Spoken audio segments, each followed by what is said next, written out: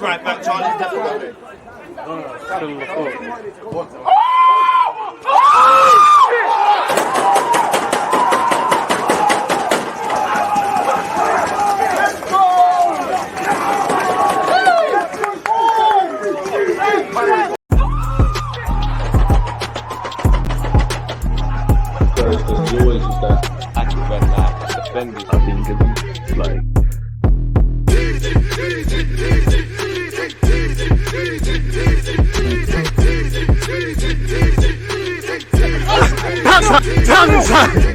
People deluded, I'm back again. Come on, Ian. Come on.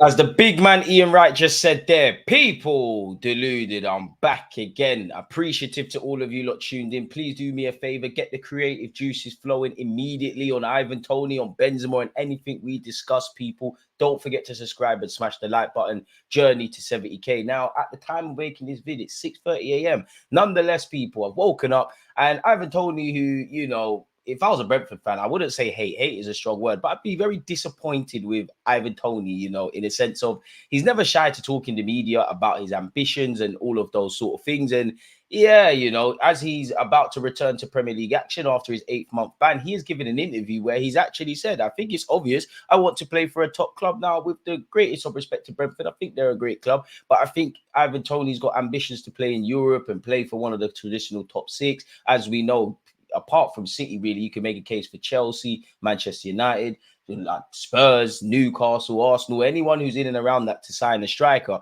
And Ivan Toney's someone that's continuously linked with Arsenal. Whether we get him is another thing. But let's go over everything. I think it's obvious I want to play for a top club. It's obvious I want to play for a top club and fight for titles. Yes, if a club was to pay the right money, then who knows? January or whenever it's the right time, I'll be ready. I want to enjoy and play now. Now, he did say in a previous interview he wants to repay Brentford for the faith shown in him. We know he's got 18 months left on his deal. He looks like in a day and age where there isn't too many household name strikers available or just widespread, he's someone that could be available. Now, it's going to cost top money if you're going to buy him in January. You've heard 80 to 100 million, but he's changed agents. He's got 18 months left on his deal. And as stated, he's never been shy to speak about his ambitions, people.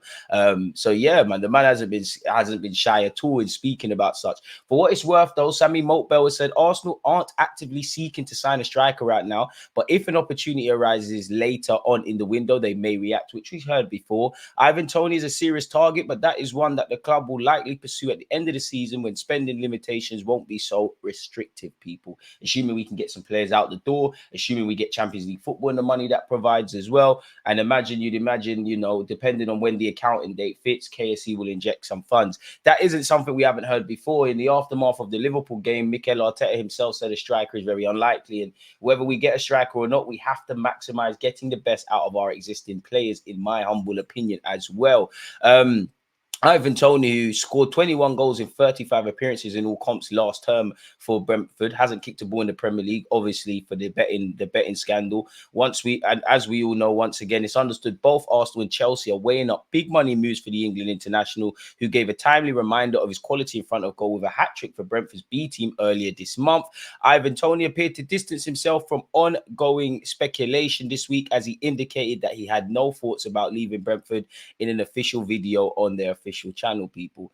But just 2 days on, during an in-depth interview with Sky Sports, Toney could not categorically rule out the possibility of a move away from the G-Tech Community Stadium before January's transfer deadline day. He said, I don't know, you can never predict when it's the right time to move elsewhere, but it's obvious that I would like to play for a top club. Everyone wants to play for top clubs, fighting for titles and these kind of things. So whether it's in January or whenever the time is right, if a club were to come in and pay the right money, who knows? But my main focus is doing what I do on the pitch and let the background work take care of itself. Fair enough. He then said, I feel like a free man. A massive weight has been lifted off my shoulders. I can't wait to get back enjoying and playing football this Saturday, so it'll be good. Things happen in life. You take it on the chin. You move forward with it. I should have been playing and helping the team perform well, but there's obviously still good players in the team that also have a role to do and step in when needed. As we know, Brentford, I don't think they'll get relegated, but they're 4 or 5 points off the relegation zone. They've got injuries. They're struggling. Ivan Toney's a talisman. They probably want him to help them remain in the Premier League. If you want to move on in the summer, you do what needs to be done. I do feel kind of bad, but it is what it is. I can't dwell on it too much. I can't change it. So what is done, which is true, people. And then he said, to be the best, you have to compete against the best. Harry Kane is one of the best strikers in the world. He's been doing it for years now. If I want to be England's number one, then I have to compete against him. And he's not a bad striker to be taking tips from him when I'm training with him. I've just got to keep scoring goals, playing well, and who knows what will happen. If I fall just short of that, then hopefully I can become the second best in the world. Now, I like his ambition, not just when he speaks about wanting to be the best striker, which is obviously a factor, or moving to another club. Even when he speaks about, I believe I'm going to score goals, I just like his mentality. And I think Arsenal needs some, in a nice way, nasty players like that, with the greatest of respect to Gabriel Jesus, for example. And I'm taking his words out of context. And I think Jesus has that desire and all of that stuff. But when you hear a striker saying goals ain't their strong point, which again, I'm taking what Jesus said out of context, and then you hear what Ivan Toney said, that's what I kind of want, if I'm completely honest with you. Let me know your thoughts on everything we've discussed so far, people. I saw something on Emil Smith-Rowe. Oh, it's gone, really. There it is. I did see something on Emil Smith-Rowe, people. Arsenal stance on selling Smith-Rowe may shift to bring in new players, people. Arsenal stance on selling Smith-Rowe may shift so the club can bring in new players. As we know, we're treading a close line where profit and sustainability are there. Allegedly, in the summer, Chelsea made an inquiry. Obviously, they went and got Cole Palmer. He has drawn interest from Newcastle and Aston Villa. While Mikel Arteta is keen to keep Smith-Rowe, the manager admits he will not stand in the Englishman's way should he wish to depart. He said, this is a two-way conversation all the time with players. I love listening to them about how they are feeling, what is best for them, or what they want to do, because you really have to be aligned with them and how they're feeling, and they have to feel important, people. It's thought the player is not keen to leave Arsenal at this current moment in time, which is music to my ears where Emil Smith-Rowe is concerned, people. Apparently, Benzema is exploring his options in the January transfer window after 6 underwhelming months at Al Hilal, sources have told Julian Lorenz. Apparently, the Premier League could be an option for Benzema, with multiple clubs, including Chelsea, showing interest. What is going on in Saudi Arabia? Why is all the players trying to leave? For a variety of reasons, people. Are they not being paid their money? Apparently, he's exploring his options as stated. Apparently, according to Fraz Fletcher, who I don't know for his credibility, with it being transfer news and, you know, these journalists needing to get paid, and he's obviously got a verified account, people can just talk nonsense. But nonetheless, Arsenal are considering a blockbuster loan deal for superstar striker Benzema, although London rivals Chelsea have also discussed a move for the Frenchman. It's going to be a very expensive loan deal, really. As it says here, they're considering such people at 36 years of age. I don't know if this is something to be done. Team Talk have been told that Arsenal are considering Benzema if they can get the veteran attacker on a temporary deal. As we know, it's no secret Mikel Arteta needs a number 9 after both Jesus and Nketiah may not be good enough in terms of scoring goals. And like with the strikers, the attackers, the midfielders, the whole team isn't scoring at all. We all know Cedric Suarez is moving closer to potentially a move to Besiktas. The Football London has said midfield is an area Arsenal would like to strengthen in. Although this is unlikely to be in January, the club have yet to decide if they take up an option to extend Jorginho's contract by a further 12 months. But it's expected they will look towards the long-term future of the defensive midfield position in the summer regardless. Martin Zubimendi and Douglas Luiz are both targets, while sources at the club have distanced themselves from rumours linking to a potential deal for Onana. Smith-Rowe and Nelson have been linked with a move away. Between them, the pair have started just one Premier League match this season, and both are keen to secure game time. However, Arsenal's biggest concern internally is whether their current squad has the depth to challenge for both the Prem and the Champs. I mean, if we're saying this in Jan, this should have been a discussion that was said in the summer. It is what it is. If either Haylender were to leave, they would need replacement. Contingency plans have been made for this, but as of yet, no concrete offers have come in. It's a similar case in goal where Aaron Ramsdale's been linked with an exit. Chelsea, Newcastle, and Wolves have all been muted as potential destinations for the England goalkeeper, who is unlikely to see much game time between now and this summer's Euros, with Arsenal out of both domestic cup competitions. All three clubs are sailing close to the win when it comes to FFP restrictions. Arsenal's stance is that they would like to keep him, but no player is off limits if an offer comes in at the right price. This policy should come into play with Eddie Nketiah. The English striker has again been linked with Crystal Palace this month. Arsenal struggled for goals this season, but are unlikely to be able to sign another forward without significant sales.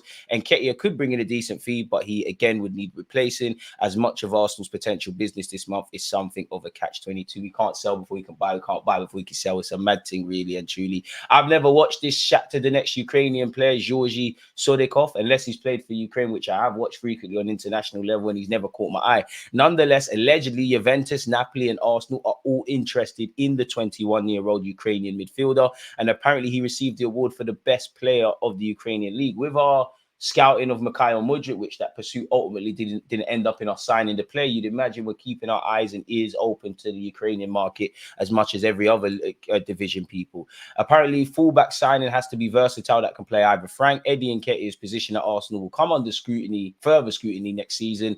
40 million offer could tempt Arsenal. Arsenal will likely pursue Ivan Toney at the end of the season. In the pursuit of defensive reinforcements, Arsenal and Liverpool have been linked with Riyad Nouri, who plays for Wolves and is quite the attacking fullback. Apparently, Wolves value him at 50 million, so you could probably categorically rule out a move for Arsenal signing him. He's currently away at the Africa Cup of Nations and will return by mid-February. And the 22-year-old, people, you know, is a very attacking fullback. I like him a lot. He tends to play quite well against Arsenal, but it's easy to link us with things. Once again, we know Cedric Suarez could be joining Besiktas. It's unclear if that's on loan or permanent or agreeing a move for the summer now, but apparently he's agreed personal terms with Besiktas, people. Arsenal allegedly have a strong interest in signing PSG's attacking midfielder Xavi Simons, who's currently at Leipzig on loan, people. I would love him for what it's worth.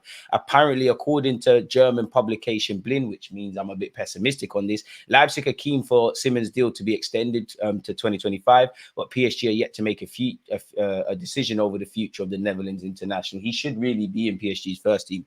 Reports claim Arsenal, one of the clubs monitoring the situation, along with Inter Milan and Simons' former side Barcelona, though non-concrete approaches have been made by any of the youngsters' potential suitors. Arsenal are scouring the market for attacking reinforcements, but are understood to be prioritizing a move for a top-class centre forward, with Brentford's Ivan Toney, Napoli's Victor Osimhen, and obviously of late Alexander Isak of Newcastle, all currently being linked, people. Arteta once said, "We're open for transfer market, but the emphasis is on making the most of the players we have." When asked if there's a possibility about signing anyone, he said, "Yes, that is a possibility. We'll work with the club to understand if there are any possibilities and whether we have any good options. But first of all, we'll focus on the players we already have."